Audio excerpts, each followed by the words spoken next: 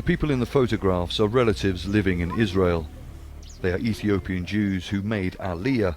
The Hebrew word means immigration to Israel. Under Israel's so-called law of return, people who can prove they are of Jewish descent can move there. In this impoverished village, these people say they were left behind when Israel ended its Aliyah program from Ethiopia a couple of years ago. Wakenshe Akalu's family left in 2013. I feel lonely here because all my family are in Israel. Israel has long been accused of using a loose definition of Jewish descent to boost the country's Jewish population. These people are called Falashamura. They practice Judaism, even though many of their ancestors converted to Christianity. Feleke Gorba's parents and grandparents were allowed to settle in Israel in 2003. He says he doesn't know why his application wasn't accepted. His mother passed away in Israel. He couldn't afford to go and see her before she died.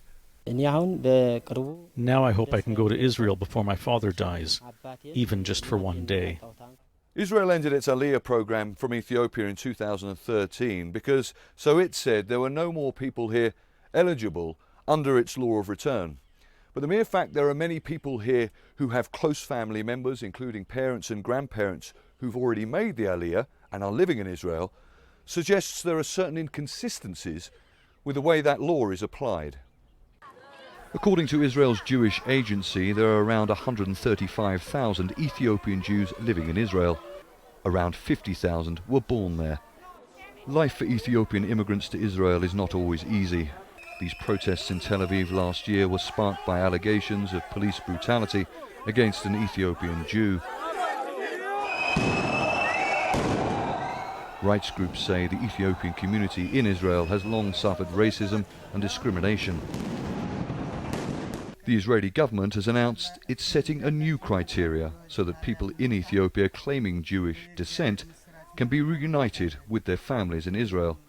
The Jewish agency, which helps organize the immigration of Jews to Israel, denies accusations that the government has applied the law of return arbitrarily when and how it sees fit.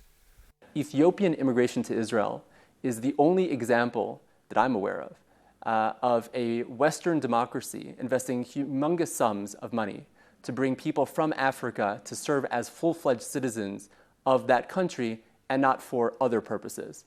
And so I think that that really does speak to Israel's reason for existing, Israel's ideology of serving as a homeland for all Jews around the world. Many of these people pray for what they believe will be a better life in Israel, where they can see their loved ones again. Charles Stratford, Al Jazeera, Gondar, northern Ethiopia.